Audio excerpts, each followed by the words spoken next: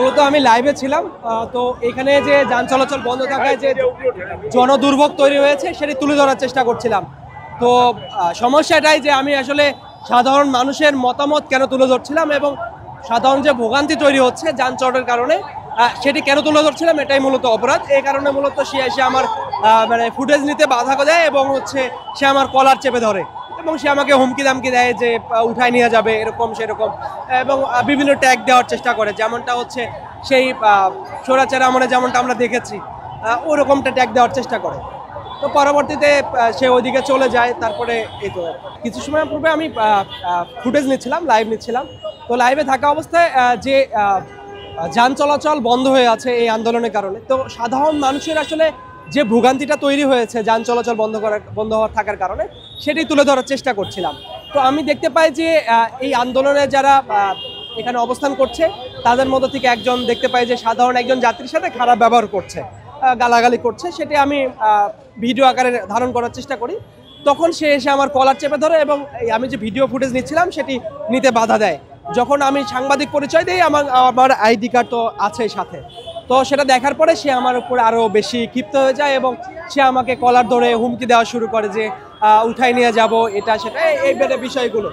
তো আমার কথা হচ্ছে যে আমরা যারা সাংবাদিক আছি, আমরা যদি বস্তুনিষ্ঠ তথ্য তুলে না ধরতে পারি এবং সঠিক তথ্য তুলে না ধরতে পারি এবং আমাদের যে শুধু স্বাধীনতা না থাকে, তাহলে আমরা আসলে সত্যতা তুলে ধরবো কিভাবে? তো আমাদের যে এই যে তথ্য যখন সত্য ঘটনা যখন আমরা তুলে নিয়ে আসতে যাই এবং সাধারণ মানুষের যে ভোগান্তি এগুলো যখন আমরা তুলে নিয়ে আসতে যাই, তখন দেখা যায় যে আমাদের সমস্যার সম্মুখীন হতে হয়। তো আমি ব্যক্তিগতভাবে মনে করি যে আমরা যারা সাংবাদিক আছি, তো আমাদের এটা নিশ্চিত করা যে সাংবাদিক আসলে বস্তুনিষ্ঠ তথ্য যেন প্রচার করতে পারে, সত্য তথ্য যেন প্রচার করতে পারে, এটা ইনশিওর করা উচিত সাংবাদিকের। এই যে আপনার সাথে যে ঘটনাটা ঘটছে এরপরে আমরা যে গণমাধ্যম কর্মীদের রিঅ্যাকশনটা কি এই মুহূর্তে, তারা কি করছে?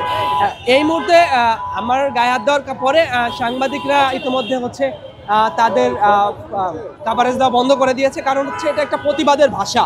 কারণ সাংবাদিকরা যদি প্রতিবাদ না করে এরকমভাবে যদি চলতে থাকে, তাহলে একটা সময় গিয়ে সাংবাদিক বলতে পারেন এক প্রকার আয়না, যেটা আমরা প্রতিফলিত করব, যেটা সেটাই দেখবে। তো আমরা সত্য তুলে ধরলেই তারা দেখবে।